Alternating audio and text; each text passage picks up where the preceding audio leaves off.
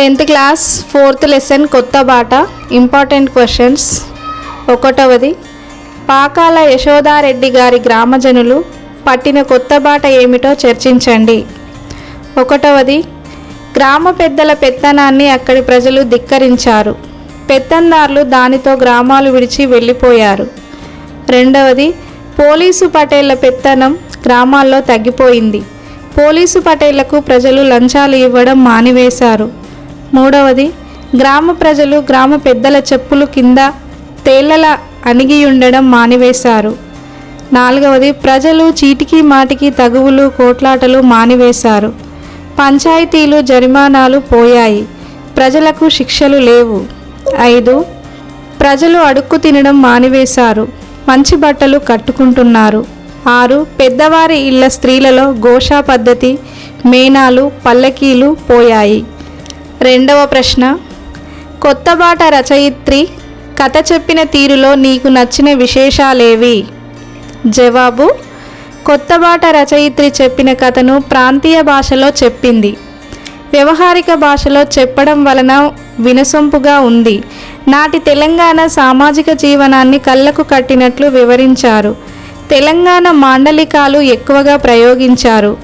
నక్షత్రకుడు, వసదాగిన పిట్ట, దీపాలు వెలగడం, బండజింకలు చేరడం మొదలైన జాతీయాలను పదబంధాలను సందర్భోచితంగా ప్రయోగించి కథకు కొత్త సొగసులు అద్దారు.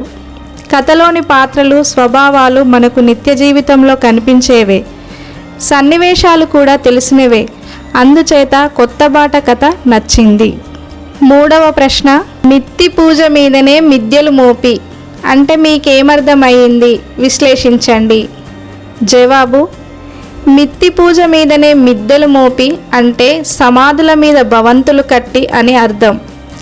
అంటే ఇతరుల మరణాన్ని కూడా లాభంగా మార్చుకోవడం, దానిలో కూడా సంపాదనే ధ్యేయంగా ఉండడం. సాధారణంగా దోపిడీదారులు, వడ్డీ వ్యాపారులు డబ్బుకిచ్చిన ప్రాముఖ్యం దేనికి ఇవ్వరు. అప్పు చేసిన వాడి దగ్గర వడ్డీల రూపంలో అసలు కంటే చాలా ఎక్కువ వసూలు చేస్తారు. అప్పు తీర్చలేక అప్పు తీసుకున్నవాడు మరణించిన బాకీ విడిచిపెట్టరు. అటువంటి దుర్మార్గులు తమ సంపాదనతో పెద్ద పెద్ద భవంతులు కట్టుకొని దర్జాగా బతుకుతారు. అటువంటి వారి గురించి రచయిత్రి ఈ వాక్యం చెప్పారు. నాలుగవ ప్రశ్న, కొత్త బాట కథలో రచయిత్రి తెలంగాణ గ్రామాల్లో వచ్చిన మార్పులను గూర్చి, ప్రజలు పట్టిన కొత్త బాటను గూర్చి చెప్పిన విషయాన్ని 10 పంక్తుల్లో రాయండి. జవాబు, 1, గ్రామాల్లో పెద్ద ఇళ్ళ ఆడవాళ్ళు సామాన్యుల కంట పడకుండా వారి బండ్లకు తెరలు కట్టే ఆచారం ఉండేది. అది నేడు అంతరించింది. రెండవది, రచ్చబండపై గ్రామ పెద్దతో పాటు గ్రామస్తులు అందరూ కలిసిమెలిసి నేడు కూర్చుంటున్నారు. మూడవది, గ్రామ పెద్ద రంగరాయని వంటి వారి పెత్తనాన్ని గ్రామాల్లో ప్రజలు నేడు ధిక్కరించారు. రంగరాయుడు వంటి వారు గ్రామాలు విడిచి వెళ్ళారు. నాలుగవది, పోలీసు పటేళ్ల పెత్తనం గ్రామాల్లో తగ్గిపోయింది. పటేళ్లకు లంచాలిచ్చే గ్రామ ప్రజలు నేడు లేరు. అందువల్ల పోలీసు పటేళ్లకు సాగుబాటు లేకుండా పోయింది. 5, ప్రజలు గ్రామ పెద్దల చెప్పుల కింద తేళ్లలా అణిగి ఉండడం మానివేశారు. ప్రజలు చీటికి మాటికి తగువులు కోట్లాటలు మానారు.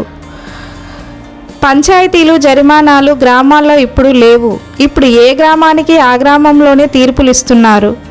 రాత్రి దొంగతనాలు లేవు. ప్రజలకు శిక్షలు లేవు. ప్రజలు అడుక్కు తినడం లేదు. ప్రజలు చక్కగా వేషాలు వేసుకుంటున్నారు. 5వ ప్రశ్న, కొత్త బాట పాఠం ఆధారంగా తెలంగాణ పల్లెలలో ఏ మార్పులు వచ్చాయో విశ్లేషించండి. జవాబు, కొత్త బాట అనే ఈ పాఠంలో అక్కా తమ్ముళ్ళిద్దరూ బస్సు దిగి అక్కడి నుండి ఎద్దుల బండిలో వాళ్ళ ఊరి వరకు ప్రయాణం చేస్తారు. పల్లెలో అనేక రకాల మార్పులను చూస్తారు. అవి ఈ విధంగా ఉన్నాయి. 1, కొత్త బాట రోడ్లు నిర్మించారు. 2, మెరుగు వనం వేశారు.